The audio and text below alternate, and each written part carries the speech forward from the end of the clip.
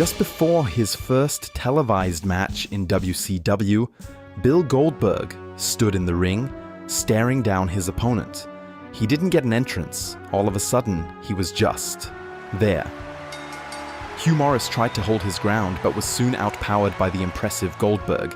This was the first of 173 victories that would cement his name in place as one of the most menacing, intense wrestlers of all time.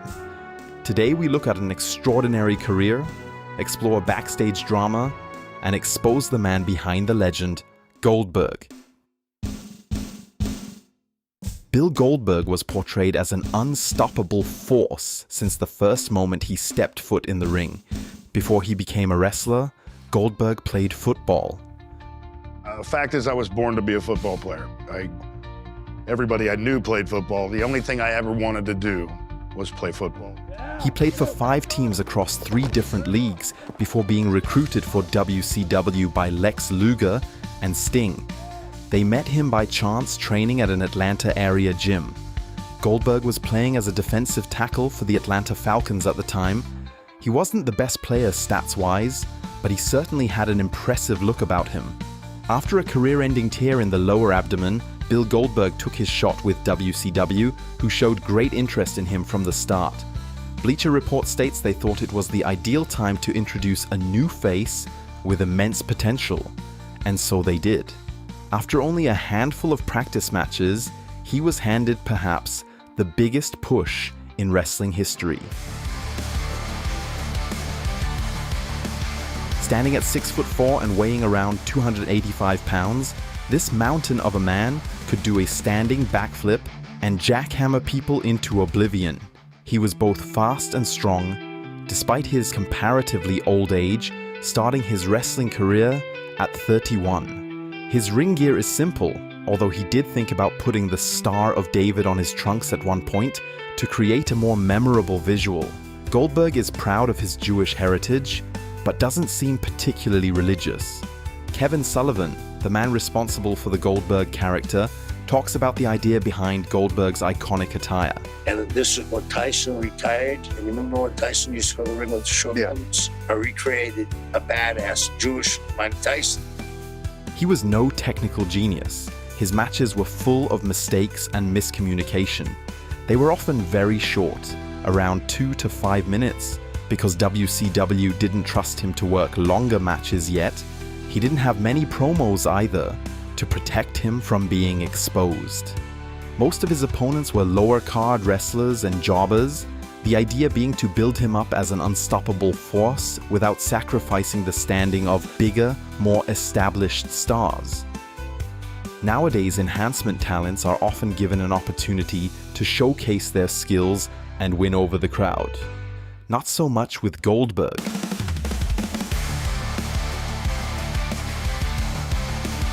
He obliterated each and every one of them, but not all of his victims were small-time guys. WCW's plan was to build him into a believable main eventer. So they let him go over against names like Booker T, Kevin Nash, Scott Hall, Raven, and even Sting.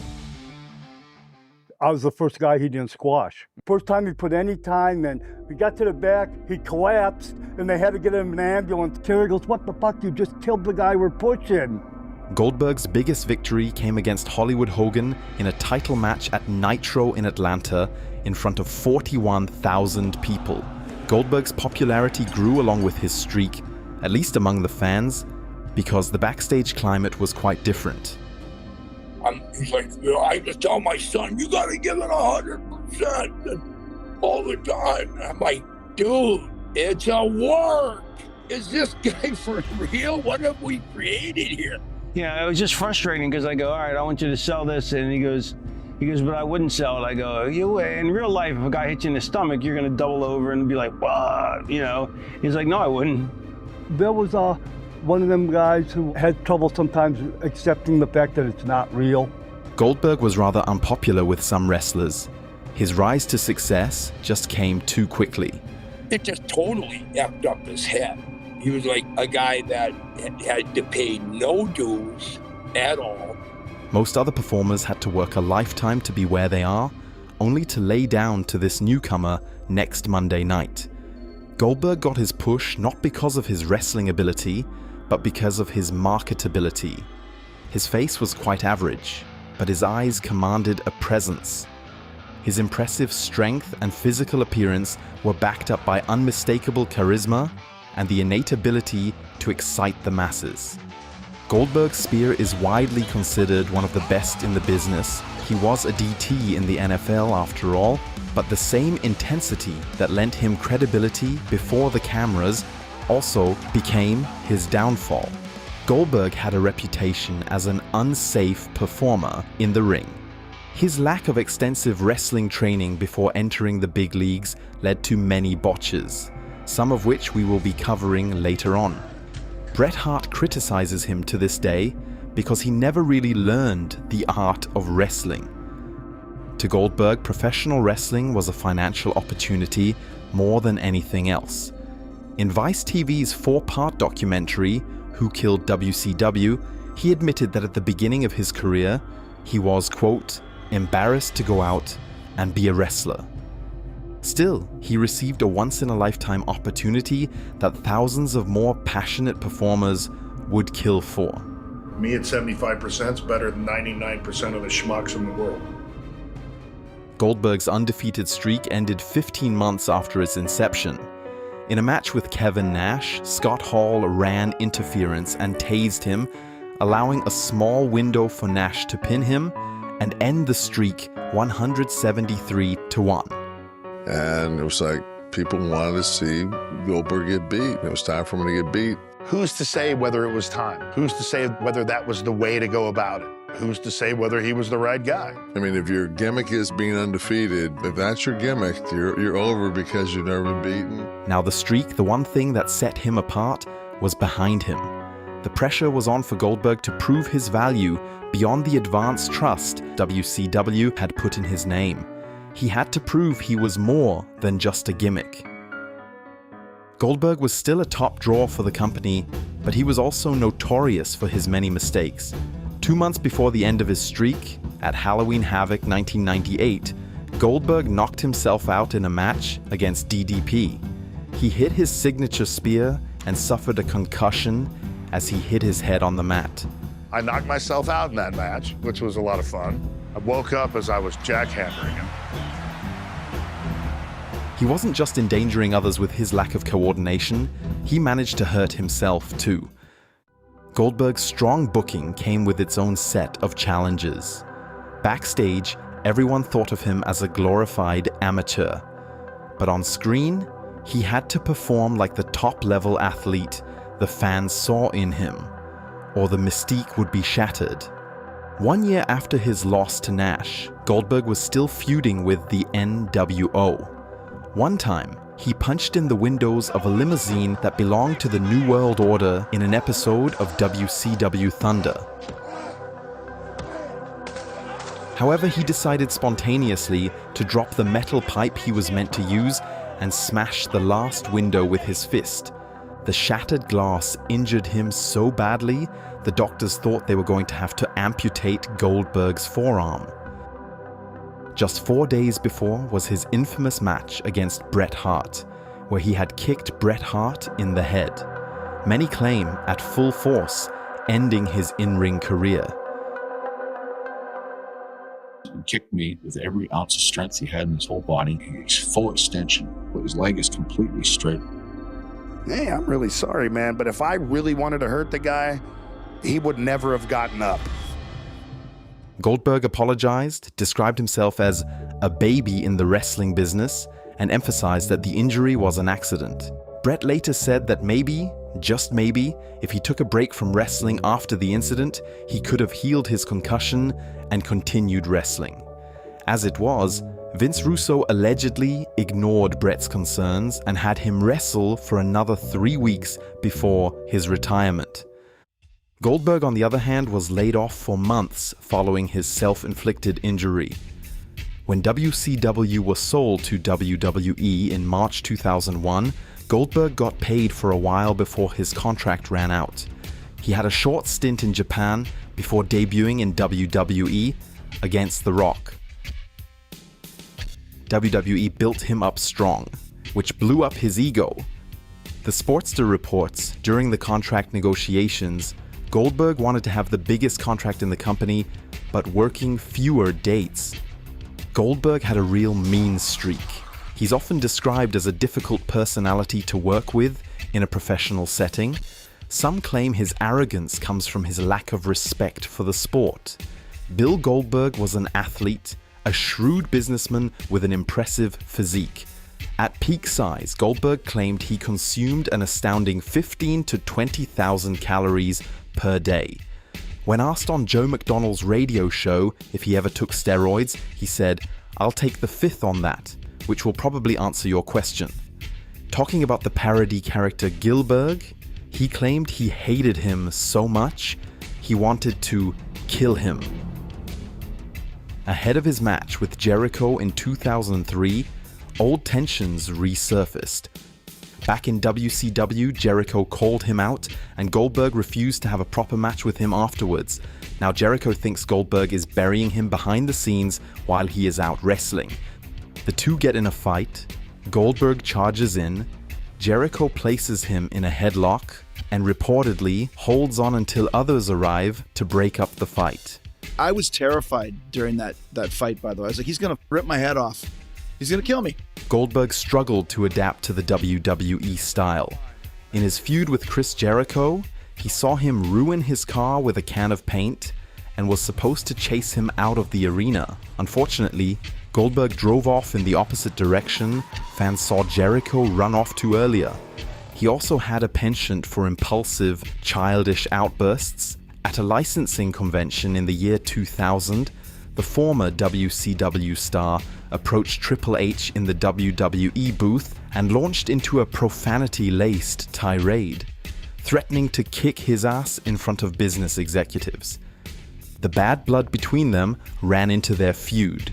Triple H made fun of Goldberg's self-inflicted injury in WCW and criticized him for being absent for months during a crucial time for the company. I wasn't the one that lost my cool and put my hand through a limo window. In response, Goldberg said he wanted to rip his face off. Because I would have ripped their face off at that point. During a 2003 conference, Linda McMahon called Goldberg's run a disappointment. He and wrestling just didn't click. One time, he was meant to chase The Rock in one of his muscle cars when the engine stalled. He had to get out of the car and pursue him on foot. After a less than stellar first run with the company, he beat Brock Lesnar at WrestleMania 20 and took a 12-year break from wrestling. In hindsight, Goldberg actually calls this a pretty successful tenure. Goldberg dedicated himself to other ventures, including acting and MMA commentary. Many believed his in-ring career was over. In an interview for a radio show, he criticized WWE, calling it a ridiculous soap opera. After a lackluster Hollywood career, he returned for a rematch against Lesnar at Survivor Series 2016. People couldn't believe it. What was initially planned as a one-off match turned into a remarkable late career resurgence. He beat Brock in just 86 seconds, reigniting his image as an unstoppable force that reminded fans of his golden days in WCW. He even won the Universal Championship against Kevin Owens, but at WrestleMania 33, he lost the title to Brock. Raw after Mania, after the show went off the air, he made a moving farewell speech. One more thing, never say never. Fans were skeptical. This last run had been everything the fans had hoped for, a worthy showcase of his intensity and efficiency. But enough was enough. The man was 50 years old. Many thought Goldberg should retire on this high note. Even Eric Bischoff reportedly said, "Look, Bill, keep the mystique, keep the memory alive." But true to his words, Goldberg wasn't done. He returned for some high-profile matches against top stars like The Undertaker, Drew McIntyre, and Roman Reigns. His star power remained undimmed, but his matches were met with mixed reactions. Before the notorious Goldberg-Undertaker match at the 2019 Saudi Arabia Super Showdown, he banged his head against the door, as he always did as part of his entrance, and gave himself a concussion again. This match should never have happened. Both wrestlers struggled to deliver in the latter days of their careers. Their finishers were dangerous and hard to watch. To top it off, when The Undertaker pinned him, Goldberg hooked his own leg, destroying every last bit of believability. At an episode of Raw in 2021, the script said Goldberg should stand up to Drew McIntyre. McIntyre was supposed to act disrespectfully toward the WWE legends present on the stage. But due to time constraints, things didn't go as planned. Goldberg berated McIntyre for his disrespect, for things that he never actually said.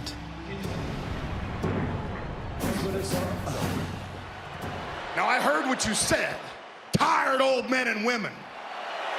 All right, I didn't expect any of that. That's not what I said. In light of all these failures, Bill Goldberg is often criticized. He didn't grow up as a wrestling fan. He doesn't understand the business. He doesn't love the business. Doesn't respect his opponents. But Goldberg's feelings towards the wrestling business have changed drastically over the years. Goldberg himself has stated that his love for the wrestling business has grown exponentially. He brought a level of intensity and realism to the ring that nobody had seen before. His rapid rise to superstardom in WCW played a big role in the Monday Night Wars and helped push the industry to new heights. He came into a sport he did not appreciate, but the fans appreciated him regardless. He saw wrestling as an opportunity to make a good living, but the fans turned him into something bigger than himself. A legend revered by many, including his own son. My name is Gage Goldberg. I'm the son of Bill Goldberg, and I've been in the ring a couple times with him. I'm a husband. I'm a father. In 2005, on set for Santa's Sleigh, stuntwoman Wanda Ferreton met a wonderful man wearing a psychotic killer Santa outfit, Bill Goldberg. Yes, Virginia, there is a Santa Claus. They fell in love and got married a short time later. In recent years, fans have gotten to see a different side of Goldberg. No longer just the unstoppable force, he's shown vulnerability and emotion. This is a day I never thought would come. Anytime that I can have him in the ring with me, it's just absolutely, as a dad, it's just the coolest thing in the world. Sounds like me, doesn't it? Bill gets particularly emotional when discussing his family and his legacy. I'm a man who is never at a loss for words, but right now it's kind of overwhelming. At the end of the day, he's just a guy who wants to make his son proud. Have my family here. It's all I ever dreamed of, is having them experience a little bit of what Goldberg used to be, And 23 years after his career-ending injury, Bret Hart is still bitter. He never forgave Goldberg for what he feels was not an accident.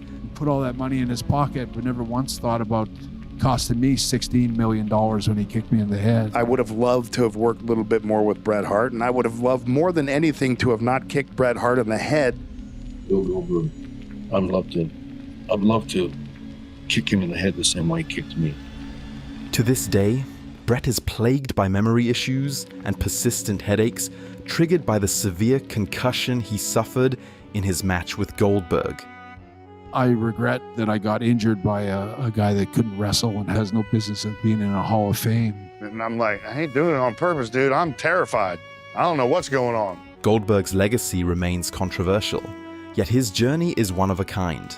Think of him what you want. One thing is clear. Who's next? There will never be another quite like Goldberg.